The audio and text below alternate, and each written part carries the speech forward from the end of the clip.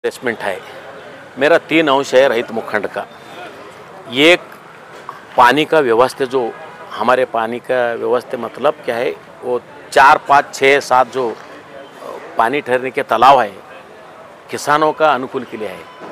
एक बेनीतोरा, मुल्लामरी और अमरजा और गंडोरी, चुड़की नाला, ऐसा जो जो छोटा मोटा जो पानी का तालाब जो बना है ये किसानों के लिए बना है। ये कम से कम एक तालाब को कम से कम 2 कोटी 3 कोटी रुपए खर्चा होने के बाद 50-100 कोटी तक खर्चा कर दिए।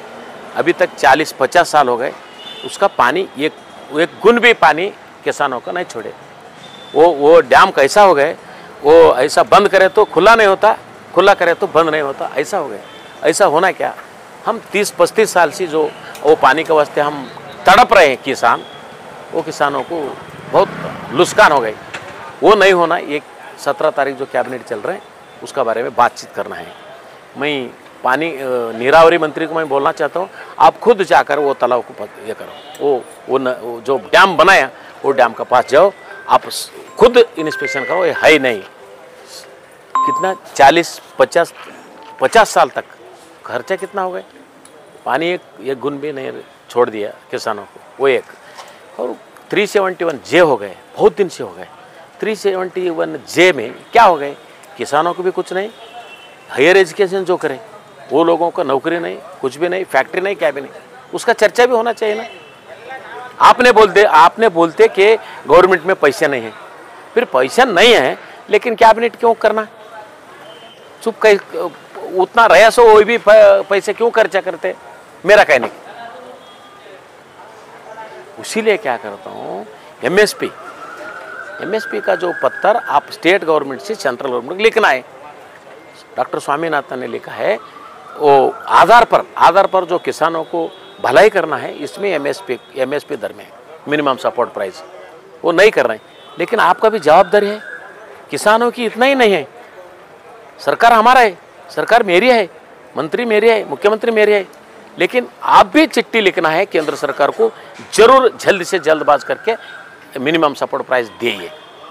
लिखना जरूर है, नहीं लिखते उसको किसानों के ऊपर यह नहीं, काळजी नहीं, ऐसा नहीं होना चाहिए। इसीलिए आज जो प्रेस मीट कर रहा हूँ, इसके पहले भी हम बहुत बार प्रेस मीट कर दिए, किसानों को मुश्किल में मत डालो। अब इसका चर्चा ये है ना, ये 371J में जाना चाहिए, लेकिन वो किसानों को जाना चाहिए, वो डैम का जाना। इसका मेरा सर, यहाँ पर कई मिनिस्टर्स है, कई बड़े ಇವತ್ತಿನ ಪತ್ರಿಕಾಗೋಷ್ಠಿ ಏನಪ್ಪ ಅಂದರೆ 17ನೇ ತಾರೀಕು ನಡೀತಕ್ಕಂಥ ಕ್ಯಾಬಿನೆಟ್, ಕಲಬುರಗಿಯಲ್ಲಿ ನಡೀತಕ್ಕಂಥ ಕ್ಯಾಬಿನೆಟ್ನಲ್ಲಿ ಕೆಲವು ವಿಷಯಗಳನ್ನ ನಾನು ಪ್ರಸ್ತಾವನೆ ಮಾಡಿದ್ದೇನೆ. ಭಾಳ ದಿನಗಳಿಂದ ನೀರಾವರಿ ಯೋಜನೆಗಳನ್ನು ಕಲಬುರಗಿಯಲ್ಲಿ ಸುಮಾರು 18 ಕೆರೆಗಳನ್ನು ಕಟ್ಟಿರ್ತಕ್ಕಂಥ ಆ ಯೋಜನೆಗಳನ್ನು ಸಂಪೂರ್ಣ ಮಾಡಬೇಕು ಅಂತಕ್ಕಂಥದ್ದು. ಎರಡನೇದಾಗಿ 371J ಆಗಿನೂ ಭಾಳ ದಿವಸ ಆಯಿತು. ಇಲ್ಲಿ ಯಾವುದೇ ಅಂಥದ್ದು ಮಹತ್ವದ ಕೆಲಸಗಳು ಇಲ್ಲಿ ಆಗ್ತಾಯಿಲ್ಲ. ಯಾಕೆ ಆಗ್ತಾಯಿಲ್ಲ ಗೊತ್ತಿಲ್ಲ. ಉದಾಹರಣೆ ನೋಡಿರಿ, ಇಲ್ಲಿ ಎಷ್ಟು ಜನ ಹೈಯರ್ ಎಜುಕೇಷನ್ ಹೆಣ್ಮಕ್ಳು ಮತ್ತು ಪುರುಷರು ಕಲ್ತಿರ್ತಕ್ಕಂಥವ್ರು ಇವತ್ತಿನ ದಿವಸ ಇಲ್ಲಿ ಜಾಗ ಖಾಲಿ ಮಾಡಿ ಬೇರೆ ಕಡೆ ಮುಂಬೈಯೋ ಬೇರೆ ಬೇರೆ ರಾಜ್ಯ ಕಡೆ ಬೇರೆ ಬೇರೆ ದೇಶ ಕಡೆ ವಲಸೆ ಹೋಗ್ತಾ ಇದ್ದಾರೆ. ಯಾಕೆ ಹೋಗ್ತಾರೆ, ಅವರೇನು ಸಾಮಾನ್ಯ ಜನರಲ್ಲ, ವಿದ್ಯಾವಂತರು. ಹೈಯರ್ ಎಜುಕೇಷನ್ ಅಂದ್ರೆ ಅತ್ಯಂತ ಪ್ರಮುಖ, ಇಂಜಿನಿಯರ್ ಇರ್ಬೋದು, ಡಾಕ್ಟರ್ ಇರ್ಬೋದು. ಬೇರೆ ದೇಶದಾಗ ಅವ್ರು ಕಲಿಸಿ ಅವರಿಗೆಲ್ಲ ಲಾಭ ಮಾಡಿಕೊಟ್ಟು ಬರ್ತಕ್ಕಂಥ ಅಂಥ ಒಳ್ಳೆಯ ವ್ಯಕ್ತಿಗಳನ್ನು ಇವತ್ತಿನ ದಿವಸ ಈ ಕಲ್ಯಾಣ ಕರ್ನಾಟಕದಿಂದ ಹೋಗ್ತಾ ಇದ್ದಾರೆ. ಅವ್ರ ಬಗ್ಗೆ ನೀವೇನಾದರೂ ಚರ್ಚೆ ಮಾಡಿದ್ರಿ? ರೈತನ ಬಗ್ಗೆ ಏನಾದರೂ ಚರ್ಚೆ ಮಾಡಿದ್ರಿ? ರೈತನ ಬಗ್ಗೆ ಕಾಳಜಿನೇ ಇಲ್ಲೇನೋ ಅಂತಕ್ಕಂಥದ್ದು. ಇಲ್ಲಿ ನೋಡ್ರಿ, ಹೆಸರು ಹಾಳಾಗಿ ಉದ್ದ ಹಾಳಾಯಿತು, ಏನೇನೋ ಆಗ್ತಾಯಿದೆ, ಅದ್ರ ಬಗ್ಗೆ ನೀವು ಚಕಾರ ಎತ್ತಾ ಇಲ್ಲ. ಅವ್ರಿಗೆ ಸಿಗ್ತಕ್ಕಂಥ ಸೌಕರ್ಯ ಇದು ಮಾಡ್ತಾರೆ. MSP ಸ್ವಾಮಿನಾಥನ್ ನೋಡ್ರಿ, ಇವತ್ತು ಡಾಕ್ಟರ್ ಸ್ವಾಮಿನಾಥನ್ ವರದಿ ಮಾಡಿ ಅವರು ಸತ್ಯ ಹೋದರು. ಸತ್ತ ಮೇಲಿಂದ ಅವರಿಗೆ ಪ್ರಶಸ್ತಿ ಸಿಕ್ತು, ರಾಷ್ಟ್ರ ಪ್ರಶಸ್ತಿ. ಅದೇನು ಬೇಕಾಗಿರಲಿಲ್ಲ. ಆದರೆ ಅವ್ರು ಇಟ್ಟಿರ್ತಕ್ಕಂಥ ವರದಿಯನ್ನು ಇಲ್ಲಿ ಜಾರಿಗೆ ತರಬೇಕಾಗಿತ್ತು. ಆ್ಯಕ್ಚುಲಿ ಆ ವರದಿಯನ್ನು ಕೇಂದ್ರ ಸರ್ಕಾರ ಕೊಡಬೇಕು, ರಾಜ್ಯ ಸರ್ಕಾರ ಮಾಡೋದಲ್ಲ, ಕೇಂದ್ರ ಸರ್ಕಾರ ಮಾಡಬೇಕಾಗಿತ್ತು. ಆದರೆ ಕೇಂದ್ರ ಸರ್ಕಾರ ಮಾಡೋಕ್ಕೆ ನೀವೊಂದು ಇದನ್ನೇ ಕೊಡಬೇಕಲ್ಲ, ಮೆಮೊಡಮ್ರೆ ನೋಡಿ, ಕರ್ನಾಟಕ ರಾಜ್ಯದಲ್ಲಿ ಈ MSP ಪರವಾಗಿ ನೀವೊಂದನ್ನು MSP ಜರೂರು ಮಾಡಿರಿ, ಅವಶ್ಯಕತೆ ಅದ ರೈತರಿಗೆ ಅದೂ ಹೇಳಬೇಕಲ್ಲ, ಅದನ್ನು ಹೇಳ್ತಾ ಇಲ್ಲ. ಕಾಟಾಚಾರಕ್ಕೆ ಏನದ, ತಾವೇನದ ಇವತ್ತು ಕ್ಯಾಬಿನೆಟ್ ಮಾಡ್ತಾ ಇದ್ದೀರಲ್ಲ, ಅದು ನಮಗೇನು ಅಂಥದ್ದೇನು ಭಾರಿ ಅನಿಸಿಲ್ಲ. ನಿಮ್ಮಲ್ಲಿ ರೊಕ್ಕ ಇಲ್ಲ ಅಂತೀರಿ, ಈಗ ನೀವು ಕ್ಯಾಬಿನೆಟ್ ಮೀಟಿಂಗ್ ಕರೆದಿರಿ, ಇದಕ್ಕೂ ಖರ್ಚು ಆಗ್ತದಲ್ಲ. ಮತ್ತು ಖರ್ಚಾಗಿ ಏನು ಮಾಡೋರು? ಅದಕ್ಕೆ ನನ್ನ ಉದ್ದೇಶ ಏನು, ಪ್ರಗತಿಪರ ರೈತರು ಅತ್ಯಂತ ಪ್ರಮುಖರು, ಇಂಟೆಲೆಕ್ಚರ್ಸ್, ಈ ಕಲ್ಯಾಣ ಕರ್ನಾಟಕದಲ್ಲಿ ಇರ್ತಕ್ಕಂಥ ಪ್ರಮುಖರನ್ನ ಕರೆಸಿ ಒಂದಿನ ಬೈಠಕ್ ಮಾಡಿರಿ, ಒಂದಿನ 2 ದಿನ ಚರ್ಚೆ ಮಾಡಿಕೊಂಡು ನೀವೇನದ ನಿರ್ಣಯ ತೊಗೊಳ್ರಿ. ಇದು ಮಾಡಬೇಕಲ್ಲ, ಇದು ಮಗ ಡಾಟಾ ಸಿಗ್ತದೆ ನಿಮಗೆ. ಎಲ್ಲರೂ ಒಬ್ಬರಿಂದ ಅಧಿಕಾರಿಗಳಿಂದ ಡಾಟಾ ಸಿಗ್ತದಂತಲ್ಲ, ಅಧಿಕಾರಿಗಳಿಂದ ಎಷ್ಟು ಮೋಸ ಆಗ್ತದೆ, ರೈತರಿಗೆ ಎಷ್ಟು ಮೋಸ ಆಗಿಲ್ಲ. ತಲಾಟಿ ಇರ್ಬೋದು, ಗಿರದಾವರ್ ಇರ್ಬೋದು, ತಹಸೀಲ್ದಾರ್ ಇರ್ಬೋದು, JD ಇರ್ಬೋದು, ADಗಳು ಇರ್ಬೋದು. ಹಾಂ, ಇವರೆಲ್ಲನೂ ಕೆಲಸ ಭಾಳ ಮಹತ್ವದ ಕೆಲಸ ಮಾಡಕತ್ತಾರೆ ಅಂತ ಅರ್ಥ ಆಯಿತು. ಹಾಗಿಲ್ಲ. ಅದಕ್ಕೆ ತಾವು ಕೂಡ ಇದು ಪರಿಶೀಲನೆ ಭಾಳ ಮಹತ್ವದ ಆಗಬೇಕು. ಕ್ಯಾಬಿನೆಟ್ ಅಪ್ಪ ಅಂದ್ರೆ ಎಲ್ಲರೂ ಕೇಳಿ ಹೇಳಿ ಮಾಡ್ತಕ್ಕಂಥದ್ದು ಆಗಬೇಕೇನೋ ಅಂತ ನನ್ನ ಅಭಿಪ್ರಾಯ. ಹಾಗಾಗಿ 17ನೇ ತಾರೀಕಿನಲ್ಲಿ ನಡೀತಕ್ಕಂಥ ಕ್ಯಾಬಿನೆಟನ್ನು ಅತ್ಯಂತ ಪ್ರಮುಖ ಆಗಬೇಕು. ಅದು ಭಾಳ ಸೌಕರ್ಯ ಆಗಬೇಕು ಈ ಕಲ್ಯಾಣ ಕರ್ನಾಟಕಕ್ಕೆ ಅಂತ ನನ್ನ ಅಭಿಪ್ರಾಯ. ಅನೇಕ ಕಡೆ PDOಗಳು ಅದಾರ, PDO ಅವ್ರ ಮುಖಾಂತರ ಕೆಲಸ ಆಗ್ತಾ ಇಲ್ಲ. ನೋಡಿ, ನಾನು ಸುಮಾರು ಜಿಲ್ಲಾಧಿಕಾರಿಗಳು ಈಗಿರ್ತಕ್ಕಂಥ ಪ್ರೆಸೆಂಟ್ ಇರ್ತಕ್ಕಂಥ ಜಿಲ್ಲಾಧಿಕಾರಿಗಳು ಬಿಟ್ಟರೆ 7-8 ಜನ ಜಿಲ್ಲಾಧಿಕಾರಿಗಳು ನೋಡಿದ್ದೀನಿ. ಇವರು ನಗರ ಪ್ರದೇಶ ರಿಂಗ್ ರೋಡ್ ಬಿಟ್ಟು ಹೊರಗೆ ಹೋಗಿ ಸರ್ವೆ ಮಾಡಿರ್ತಕ್ಕಂಥ ಜಿಲ್ಲಾಧಿಕಾರಿ ಇಲ್ಲ. ಎಲ್ಲೋ ಖಚಿತ ನೋಡಿರ್ಬೋದು.